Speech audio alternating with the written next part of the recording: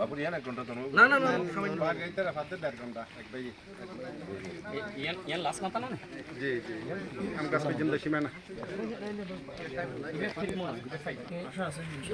তোমারা সুন্দর করি ফন্না ফুরিবাকে শাহজাহান ভাই এমপি শাহজাহান ভাই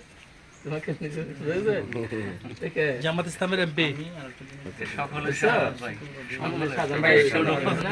তোমরা সবসময় আমাদের পক্ষে এদিকে দেখো তো এদিকে দেখো ঠিক আছে শোনা নাই 60 ঠিক আছে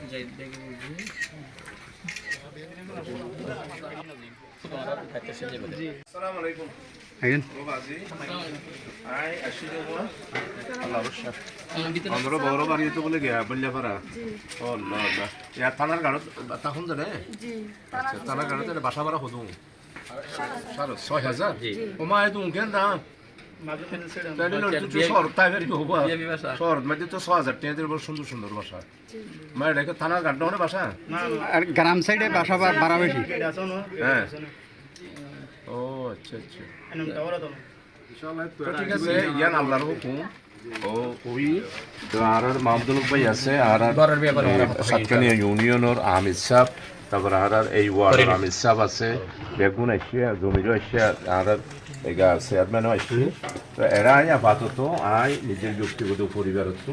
এটা 30,000 উপর ঠিয়ে দিই আর উনি যে সাদেক নম্বর ওয়ার্ড 40,000 তারপর ওনার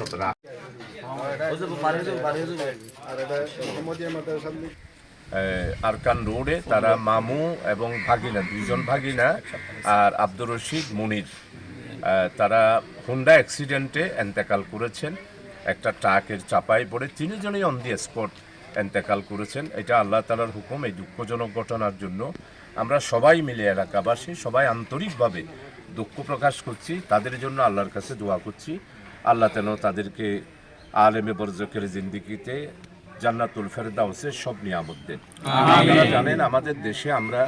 প্রায় সর্বস্তরের মানুষ অত্যন্ত নিরি গরিব আসলে আমরা অর্থনৈতিক দিকেতে কত পিছিয়ে পড়া সেটা গ্রামে গঞ্জে ঘুরলেই বোঝা যায় যে মানুষ কত কষ্টে আছে আব্দুর রশিদ মুনিরের 3টা মেয়ে একটা আজকে বিধবা একটা স্ত্রীও উনি রেখে গেলেন তো আজকে আমি তাদেরকে দেখার জন্য এখানে আসলাম তার একটা বাড়ি নাই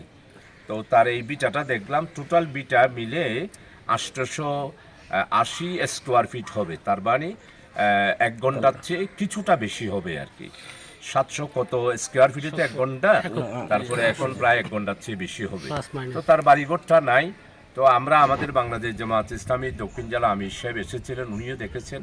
আমিও এলাকার একজন সেবক এবং জনগণের খাদেম হিসাবে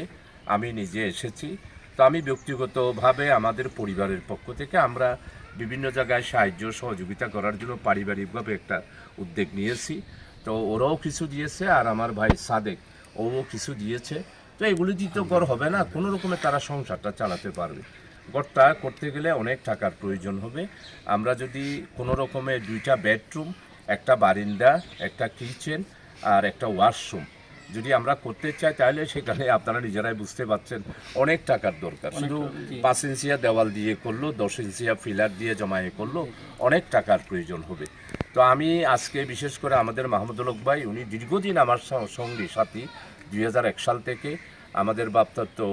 বর্তমানে যিনি পরিষদের চেয়ারম্যান আছেন উনি আর ওয়ার্ডের আমির সাহেব এবং সাদেক ভাই আর এলাকার অনেকেই আছে জমির আছে তারপরে আজম আছে তারপরে আরও অন্যান্য দায়িত্বশীল আমি সবার কাছে আহ্বান করব নাইবা আমির সাহেব আছেন সবার কাছে আহ্বান করব আপনারা আমরা 10 মিলে যদি করি আসলে এগুলো কোনো ব্যাপার না যে 2 কামরা বাড়ি করা সবাই একটু সহযোগিতা করে আসেন আমি পিআইইউকে আজকে বলে যাব একটা ছোট্ট প্রকল্প করবে ওই প্রকল্পের মাধ্যমে কিছু যদি বরাদ্দ পাওয়া যায় তাহলে সেখানে কিছু আসবে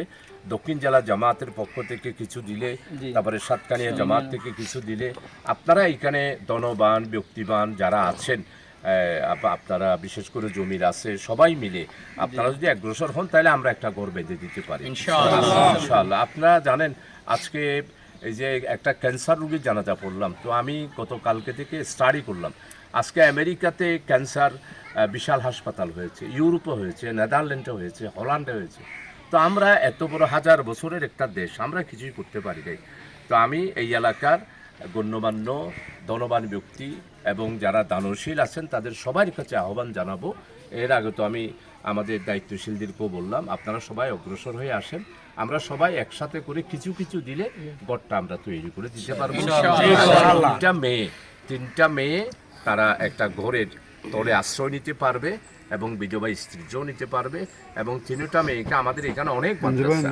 জীববাড়িতে মহিলা মাদ্রাসা আছে, হাজী সুলাইমান সাহেবের মহিলা মাদ্রাসা আছে বা অন্যান্য মাদ্রাসা আছে, সেখানে আপনারা ফ্রিলি পড়ালেন। মহিলা মাদ্রাসা তো অলরেডি এমপি হয়েছে। তো আমি সবার কাছে আন্তরিকভাবে আহ্বান জানাচ্ছি, আপনারা সবাইকে সহযোগিতা করবেন, আমরাও ইনশাআল্লাহ পাশে থাকবো।